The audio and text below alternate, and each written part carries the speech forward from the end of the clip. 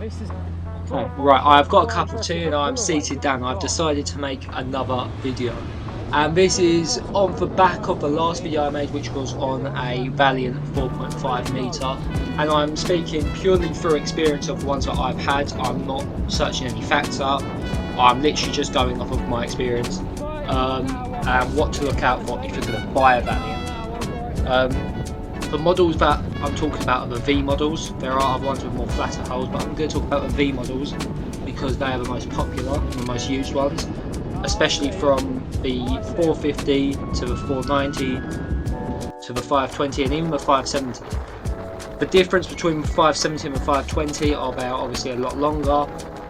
It doesn't sound a lot between the 30 odd centimeters or whatever, but it is a hell of a lot, and the beam is incredible. The beam of a boat, the better in terms of a rib as well.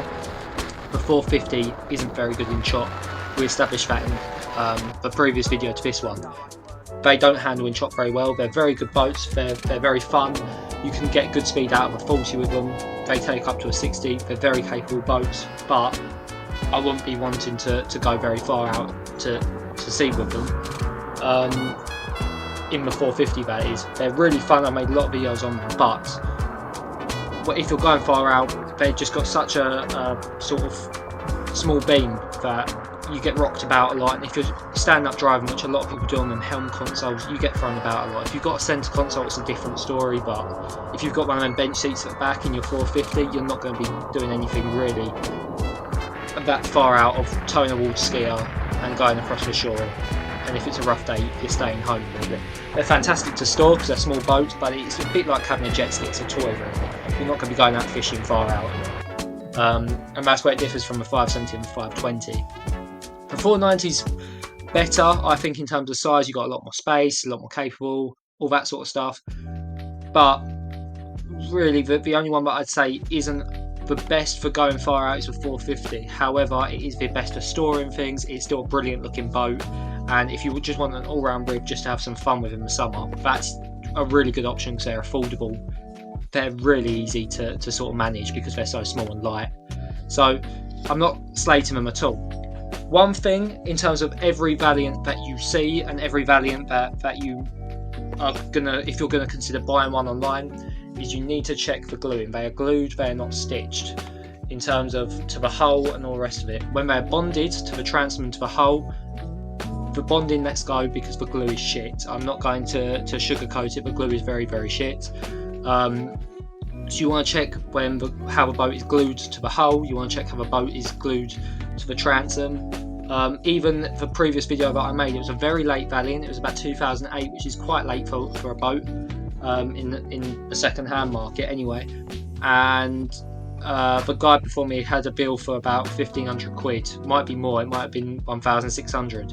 Taking the tubes off and re-gluing the whole tubes to a boat because the glue is shit that they use. So you just got to keep on top of that. It's not something that's going to cause major issues if you've just got a bit peeling off, but it will let water in and you don't really want that if you're far out. And then once it starts putting pressure on one bit, all the bonding lets go and then you're in trouble. Apart from that, the tubes aren't no Avon tubes or Zodiac tubes. They're not as sturdy as them, so you can't really be risking fishing hooks and things. You can't really on any boat, but you've got to be even more wary of these ones. They're not Avon tubes. They are a bit more sort of fragile than them. Not saying you can't go anywhere with them, but if you're putting things, if you're going around rocky areas and whatnot, you've got to be extra careful not to be causing any sort of damage to them. However, on the other side of the coin is that the fiberglass hulls are fantastic. They're not just cheap, thin fiberglass hulls. They're thick. If you're scraping along the bottom, you're not going to be worried about putting a hole through them. The fiberglass is usually the holes on them are pretty good, and I've never had any sort of experience with holes in the bottom of them. Aside from the main thing, which I can't stress enough, which is the bonding, which is really easy as well to spot. It's not like it can be hidden. You just got to run your hand along the bottom of it and you'll feel it coming away. Aside from that, tube wise, they're usually very good. Valves are so easy. The French ribs usually, the valves leak and all the rest of that sort of stuff, and it's always quite difficult to replace. Whereas I find the Valiant valves are easy to replace if you ever needed to, but they don't ever really go wrong. There's not a lot to go wrong with them. But ribs that you're looking at mainly in this video are 450s. There is actually no clips in this video of the 520, which is a shame, but I've just not made a proper video on one yet, and so I've not got good footage of them. But I have had a few of them, and they're just, as far as what I'd say is, I think they're probably the best value for money boat in that sort of category of size. If you want a bigger boat, they look a lot of money's worth. They always look nice. They look quite posh. They're sort of your cheaper alternative to some of the expensive manufacturers, i.e. like ribeye and whatnot. I think they're a really good alternative. They're not a working rib boat, they're a leisure rib, and that is a general rule that everyone you can sort of gather that from the build quality of them. They're good as a toy, but you wouldn't want to work them every day, because them tubes aren't made for work. If you're using it during the summer, great, but I wouldn't be smashing it about and whatnot. Not because they're cheap crap, but because there's better alternatives for that sort of thing. And you do see the Valiants that are works down in Cornwall. I see a lot around like Penzance and that. They've just had a hard life for sailing Club ones and all the rest of it. You can see the tube's always faded. They can't do the work as well as others. But aside from that, as much as it sounds like I'm talking about all the bad points, they really are. I couldn't really recommend a better value for money boat if you want a boat to, for example, take your kids out or something. And they are actually probably my best seller is a 450 because of the size of it. And then you can have like a 60, a 50, a 40, get good fuel economy, get good power to weight, and get a decent speed out of it. And along with that comes like handling and all the rest of it. So actually, I couldn't recommend the Valiant sort of 450 upwards enough.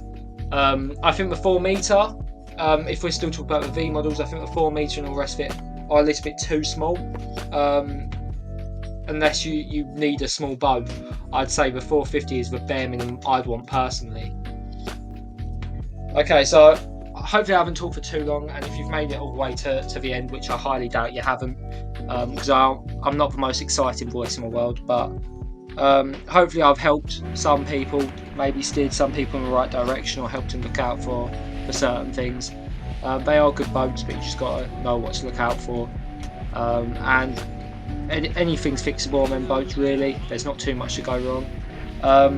But yeah, hopefully I've helped steer some people in the right direction. We are always free to contact on anything, and we always respond, whether it's on YouTube, TikTok, Instagram, or anything. And we do sell Valiants quite a lot, and they're always, obviously, the points that I've just picked up on, always made sure that them issues are addressed. So you can also feel free to click on our link and you'll find our sales page and everything like that if you ever was looking at them or wanted some sort of guide of price or anything like that. But yeah, hopefully I've helped. Feel free to contact us, and more videos will definitely be coming soon. Links will be below for any help or advice or anything like that. Comment if there's anything else, and like I say, I will definitely respond.